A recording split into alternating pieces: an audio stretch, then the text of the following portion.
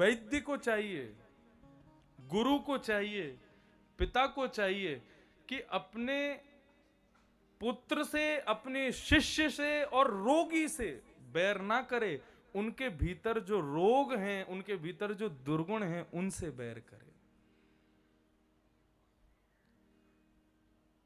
मनुष्य को भी चाहिए, आप जिससे प्रेम करते हो उससे बैर मत करो। कभी उसके दुर्गुण यदि दिख जाए कोई, तो उससे दूर मत हो। उसके अंदर जो दुर्गुण है उसको नष्ट करने का प्रयास करो। तो आप वास्तव में मनुष्य हो।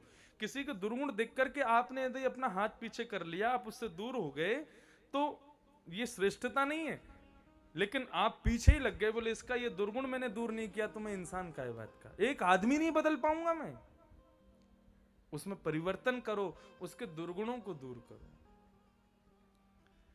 ये बात कौन समझा रहे हैं? शमीक ऋषि अपने पुत्र को समझा रहे हैं। बोले बेटा, तेने राजा परीक्षित को मरने का श्राप दे दिया। राजा परीक्षित में तो कोई दोष थोड़ी था, उनके अंदर एक दुर्गुण आया था, उसको दूर करना चाहिए था। तेने तो राजा परीक्षित को ही मार दिया।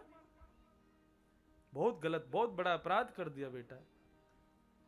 और शमीक ऋषि भी क्रोधित हो गए और हाथ में जल लेकर के उन्होंने अपने पुत्र को श्राप दे दिया। ये नई बात है। और पुत्र को श्राप नहीं दिया, उन्होंने समस्त ब्राह्मणों को श्राप दे दिया।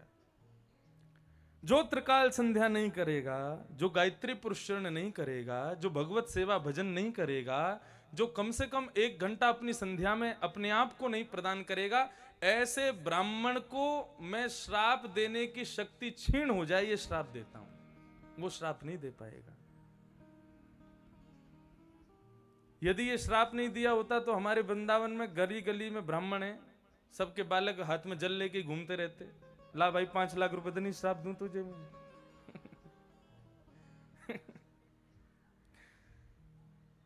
ब्राह्मण अगर क्रोधित हो जाए, अगर जन्म से ब्राह्मण है, उसके अंदर केवल उसका एक गुण है जिसका प्रभाव हो सकता है, उसका क्रोध।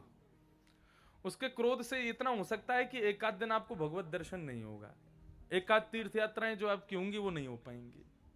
कुछ तो प्रभाव होगा ब्राह्मण का।